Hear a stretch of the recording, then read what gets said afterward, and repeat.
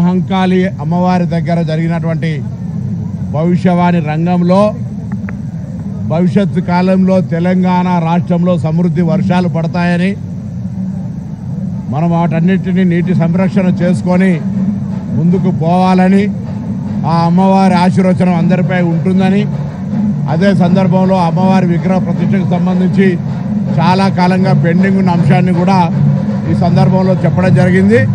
తప్పకుండా ప్రభుత్వం ప్రజలందరూ సంక్షేమంగా ఉండాలని, సమృద్ధి వర్షాలతో పాడి పంటలతో ఆయురారోగ్యాలతో ఉండాలనే అటువంటి ఆలోచనతోటే తెలంగాణ సాంప్రదాయం ఆచారాలకు ప్రతీక అయినటువంటి ఆషాఢ మాస బోనాలను ప్రభుత్వం తరఫున అన్ని రకాల ఏర్పాట్లను దేవాదాయ శాఖ కావచ్చు, శాంతి భద్రతలకు సంబంధించి కావచ్చు, లేదా రెవెన్యూ శాఖ తరఫున అన్ని రకాల ఏర్పాట్లను భక్తులకు సంబంధించినటువంటి అన్ని రకాల అంశాల పట్ల అత్యంత ప్రాధాన్యత తీసుకొని చేస్తూ ఉంది.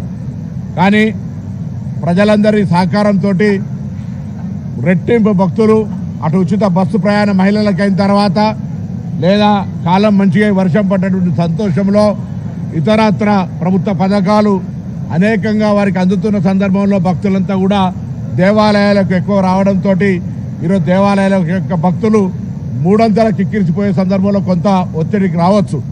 అయినా ప్రభుత్వం తరఫున అన్ని రకాల ఏర్పాట్లు చేస్తున్నాం. అన్నిటికంటే హైదరాబాద్ ప్రజలకు ధన్యవాదాలు. ఎందుకంటే మెహమాని నవాజీ మే కమీ నహీ అనేది అని హైదరాబాద్ ప్రజలందరూ ఎప్పుడు కూడా ఇన్ని లక్షల మంది భక్తులకు ఇంత ట్రాఫిక్ ఇబ్బంది అయినా ఇతరత్ర సమస్యలు ఉన్నా ఈ బోనాల వేడుకల సందర్భంగా అందరూ కూడా సంతోషంతో సహకరిస్తారు. వారందరూ కూడా ధన్యవాదాలు. ఈ సందర్భంలో నిన్న జరిగినటువంటి చిన్న చిన్న సంఘటనల వల్ల కొంత వాళ్ళ ఆవేదన చెందినప్పుడు ఈరోజు మేము వాళ్ళందరితో మాట్లాడినాము. ఉదయం మాట్లాడిన సందర్భంలో వాళ్లకు ఇటువంటి బోనాల సందర్భంలో ప్రత్యేకమైనటువంటి గుర్తింపు కావాలని అడిగినారు.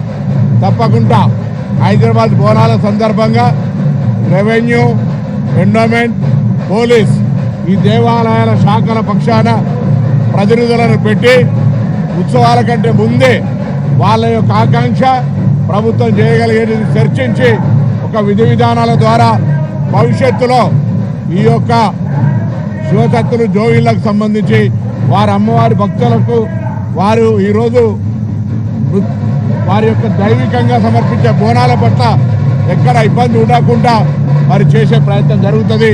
వారికి భవిష్యత్తులో ఎక్కడ కూడా ఇబ్బంది రాకుండా ఉండేదాని కొరకు దేవాలయం పక్షాన అక్కడ ఎండోమెంటు, రెవెన్యూ, పోలీస్ తరఫున సమన్వయం చేసి వాళ్ళ ప్రతినిధులతో చర్చలు చేసి సరి అయిన విధంగా దర్శనాల కార్యక్రమం జరిగే విధంగా చేస్తాం.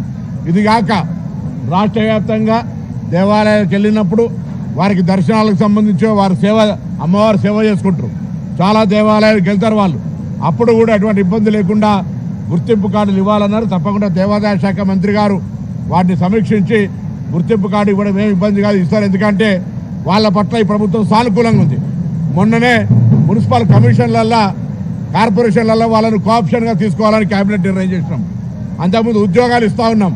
అనేక రకాలుగా వాళ్ళ యొక్క గుర్తింపునిచ్చి గౌరవాన్ని ఇస్తున్నటువంటి ప్రభుత్వం ఇది, గౌరవ ముఖ్యమంత్రి రేవంత్ రెడ్డి గారి నాయకత్వంలో. తప్పకుండా జోగినులకు, శివసత్తులకు సంబంధించి 100% ఈ గవర్నమెంట్ ప్రయారిటీ ఇస్తుంది.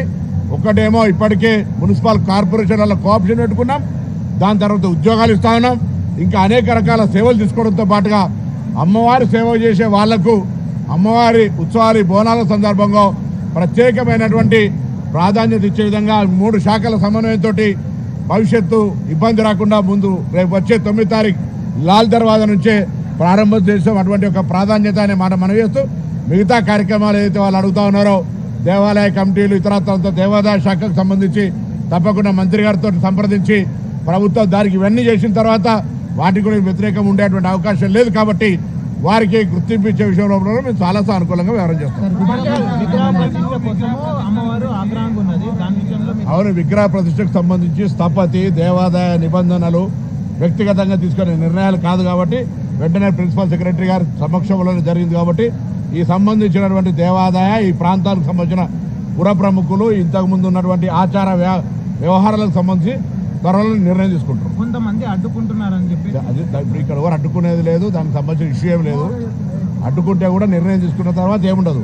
అమ్మవారు ప్రతి ఒక్క భవిష్యవాణిలో రంగంలో ఈ మాట చెప్తా ఉన్నారు. కాబట్టి ఈరోజు వీలైనంత వరకు ఈ బోనాల ప్రక్రియ అయిపోగానే ఆ కమిటీకి సంబంధించి ఏర్పాటు చేసి కమిటీ నివేదిక మీద ప్రభుత్వం నిర్ణయం తీసుకుంటారు. సార్, మీరు నిన్న అరేంజ్మెంట్స్ అన్ని బాగానే చేశారని చెప్పారు కానీ నార్మల్ జనాలు చాలా ఇబ్బంది పడ్డారు. అమ్మ 3 ఇంచాలు వస్తే ఇప్పుడు మీరే లేరు, మీరు రిపోర్టర్లు మీ వాళ్ళే అంటారు, మీరు సైడ్లో వస్తారు పక్క జరగమంటారు. అది మీరు ఇన్కన్వీనియన్స్ ఫీల్ అయితే నేనేం చేయాలి, తప్పదు. కొత్త అయితే అందరు నమస్కారం, జై శ్రీమాత్రే నమ. అమ్మవారు మీడియా మీరు అందరు పట్టించుకోవాలి, తల్లి దండం పెట్టి అమ్మవారు ఆశీర్వచనం. అందరు నమస్కారం.